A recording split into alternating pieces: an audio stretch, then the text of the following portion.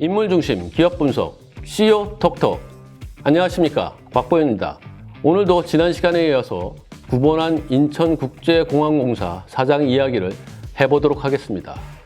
오늘은 인천국제공항이 세계적인 허브공항으로 도약하기 위해서 구본한 사장이 어떤 일들을 추진해 나가고 있는지 집중적으로 알아보도록 하겠습니다.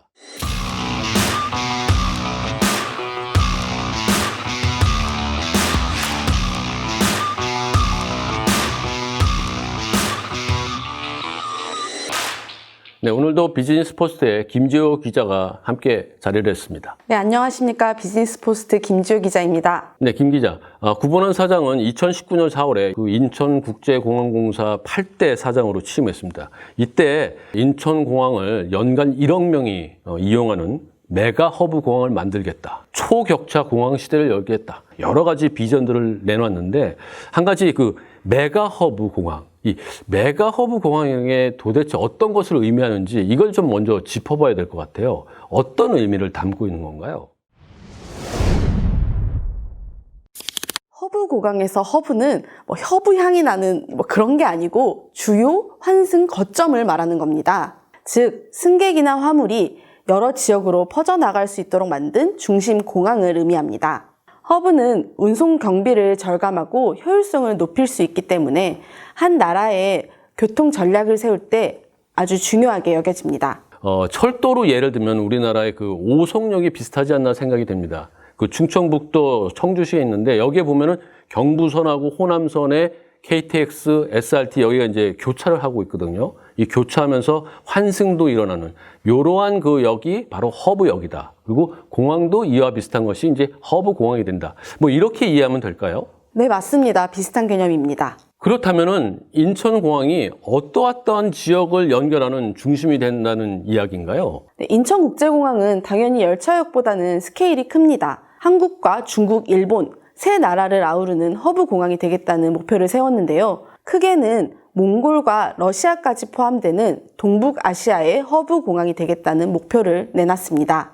쉽게 말하면 이제 일본이나 중국을 거치지 않고 많은 비행기들이 이제 인천공항을 거쳐서 이렇게 간다 이런 얘기인데 사실 보면은 뭐 일본, 중국 다 이제 경제 규모도 그렇고 인구도 그렇고 굉장히 큰 나라들이거든요. 근데 여기를 상대로 이겨야 된다는 얘기인데 이게 만만치 않을 것 같은 그런 생각이 듭니다. 지금 인천공항은 좀 어떻게 보고 있나요? 코로나19 이전 상황을 보면 인천국제공항의 성과는 굉장히 좋다고 할 수 있습니다. 인천국제공항은 지난해 기준으로 국제 여객 수송 세계 5위, 화물 수송 세계 3위를 차지했습니다. 또 이와 별개로 허브화 지수라고 해서 국제선 출발 운항 횟수와 환승객 수를 이용해서 계산한 지수가 있는데요. 그 지수에 따르면 인천국제공항의 지난해 환승공항 순위는 세계 11위입니다. 아시아에 있는 나라들 가운데서는 싱가포르와 홍콩 다음입니다. 네, 제가 알기로는 그 공항들이 그 허브 공항이 되기 위해서 환승객을 또 끌어오고 그리고 신규 취향을 가져오려고 항공사에 뭐 인센티브도 주고 뭐 이런 일들이 많이 벌어지고 있고 그런 것 같거든요. 근데 가장 중요한 거는 공항 자체가 경쟁력이 있어야 한다는 것 같거든요. 자, 인천공항은 자체 경쟁력에서 좀 어떻게 평가를 받나요? 인천국제공항이 별로라면 아무리 인센티브를 줘도 환승객을 끌어모으기가 어렵겠죠. 2018년 문을 연 제2터미널은 벌써부터 해외로부터 좋은 평가를 받고 있습니다.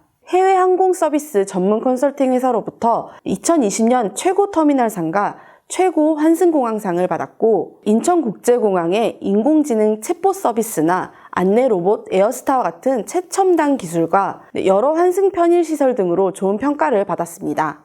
네, 정말 그 인천국제공항에 직접 가보면 정말 잘 해놨다 이런 걸 느낄 수 있습니다. 새로운 시설들이 많이 나타나고 변화하고 이런 걸 피부로 느낄 수 있거든요. 근데 그렇다고 마냥 안심할 수는 없을 것 같습니다. 2019년 9월에 정말 중국 베이징에 다싱국제공항이 문을 열었는데 단일 터미널 건물로는 세계 최대다 이렇게 알려져 있습니다. 그러니까 인천공항도 허브공항을 지향하고 있지만 이런 강한 경쟁자가 나오면은 정말 긴장의 끈을 놓을 수 없는데 어떻게 보시나요?